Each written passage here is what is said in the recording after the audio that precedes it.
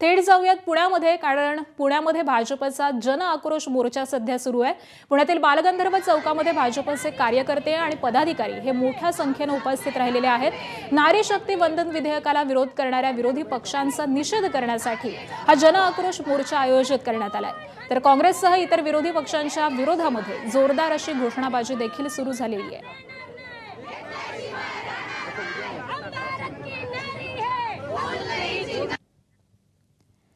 पुण्यातली ही दृश्य आपण पाहतोय। पुण्यातील बालगंधर्व चौकामध्ये भाजपचे कार्यकर्ते, महिला पदाधिकारी या एकत्र जमलेले आहेत आणि मोठ्या संख्येने या महिलांकडून जोरदार अशी घोषणाबाजी करण्यात येते।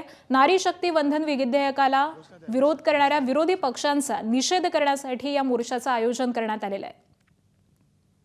तर काँग्रेससह इतर विरोधी पक्षांच्या विरोधामध्ये जोरदार अशी घोषणाबाजी करण्यात येते। हातामध्ये फलक घेऊन या महिला रस्त्यावरती उतरल्याचं दिसतंय आणि बालगंधर्व चौकामध्ये हा सगळा मोर्चा आयोजित करण्यात आलेला आहे। मोठ्या संख्येने भाजपचे कार्यकर्ते, या महिला पदाधिकारी इथं उपस्थित असल्याचं दिसतंय आणि त्यांच्याकडून जोरदार असा निषेध व्यक्त केला जातोय। विरोधकांच्या विरोधामध्ये जोरदार अशा घोषणाबाजी करण्यात येत आहेत आणि याच संदर्भामधले अपडेट जाणून घेऊयात। आमचे प्रतिनिधी मिकी घई सध्या आपल्या सोबत आहेत।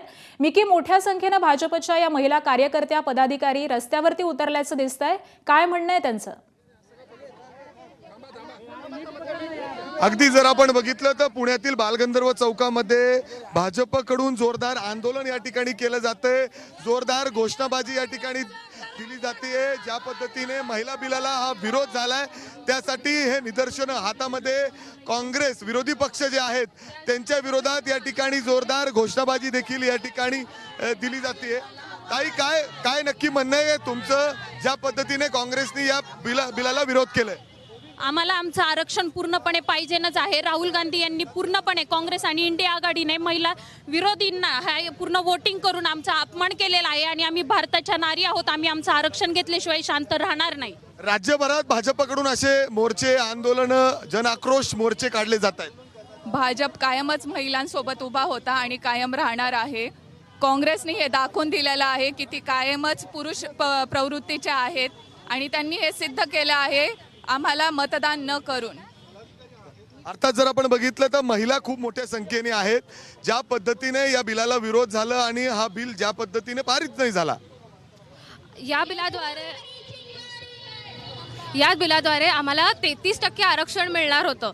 ही बिल फक्त त्या आरक्षणापुरतं नाहीये, हे आमच्या सन्मानाचं बिल आहे, आमच्या समतेचं बिल आहे आणि हे आम्हाला मिळायलाच पाहिजे। जोपर्यंत प्रत्येक महिलेला तिचा हक्क मिळत नाही तोपर्यंत आमची लढाई थांबणार नाही, आमचा संघर्ष थांबणार नाहीये आणि हा लढा असाच सुरू राहील। परंतु काँग्रेस सुद्धा आंदोलन करतायत। ज्या पद्धतीने भाजप ताकद लावून हे बिल मंजूर करण्याचा प्रयत्न करू पाहतंय।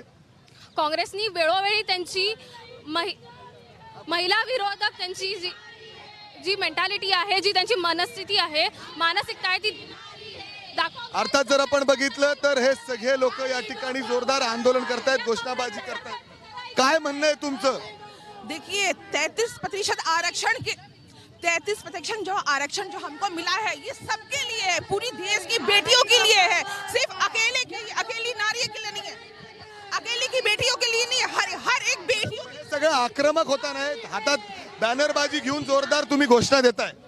बघले आपलं हे जे 33% महिला आरक्षणचं जे बिल पास नाही झालं शासनाकडनं, ते राज्य सरकारकडनं, हे सगळ्यात जास्त आक्रोश दिसतंय तुम्हाला। आणि मुंबईमध्ये पण आक्रोश रॅली झालेली। आज पण महिला एवढ्या चिडलेल्या की त्यांचा हक्क खिसलेला आहे आणि मग म्हणून आम्ही हे रॅली काढलेली आहे। भारतीय जनता पार्टीने ही रॅली काढलेली आणि हे महिलांसाठीच आहे हे फक्त। पण असं काय होईल आता, असं वाटतंय का हे बिल होऊ शकतं? आता महिला दिसतात तुम्हाला एवढे तर होऊ शकतं आणि करणार महिला आक्रोश करतात, ते संत हक्क घेऊन राहणार, आमचा हक्क घेतल्याशिवाय राहणार नाही, आमचा अधिकार घेतल्याशिवाय राहणार नाही। काँग्रेस हाय हाय, काँग्रेस हाय हाय। अशा पद्धतीने काँग्रेसकडून सुद्धा आंदोलन केली जात आहेत की भाजप ताकद लावून, बाकीच्या इतर ताकद वापरून हे बिल पारित करू पाहतंय, म्हणजे मंजूर करू। हो, करायलाच पाहिजे, कारण महिलांचा तो अधिकार आहे। ज्या समाजामध्ये 50% महिला आहेत त्यांना संसदेमध्ये, विधानसभेमध्ये आरक्षण मिळालंच पाहिजे। जास्तीत जास्त महिला देशाच्या विकासासाठी, धोरणासाठी म्हणणं आहे की 2023 मध्ये जो महिला बिल होता ते या ठिकाणी पारित करा, बाकीच्या पारित झालेला आहे त्याच्यातले जे काही इतर गोष्टी आहेत ते लागू करा। बिल 2023 मध्ये पारित करण्यात आलं हे मान्य आहे. त्यावेळेला या सगळ्यांनी त्याला सपोर्ट केला होता. आता अचानक त्यांची भूमिका पालटली. ह्याला कोणी ची अंमलबजावणी करा असं म्हणतात. हो, मग त्याची अंमलबजावणीच आत्ता होणार होती, तर त्याला त्यांनी विरोध कशाबद्दल करायचा? त्यांनी आत्ता 2023 मध्ये जे बिल लागू होणार होता त्याचीच अंमलबजावणी आत्ता होणार होती. आत्ता विरोधकांनी अचानक खाली डोकं वर पाय अशी भूमिका स्वतःची केलेली आहे. ते स्वतः उलटले, त्याला कोणीच काही करू शकत नाही. जोरदार घोषणा देताय तुम्ही, सगळं होतंय, मात्र नक्कीच. त्यावेळी काय आता बदल होऊ शकतात तुम्हाला वाटतंय आणि काय नुकसान होतंय महिलांचं यामुळं? महिलांचं नुकसान अगदी म्हणजे त्यामुळे महिला मोठ्या संख्येनं हा आक्रोश मोर्चा इथं उभारण्यात आलेला आहे. धन्यवाद मिकी या सगळ्या सविस्तर माहितीसाठी. एबीपी माझा, उघडा डोळे बघा नीट.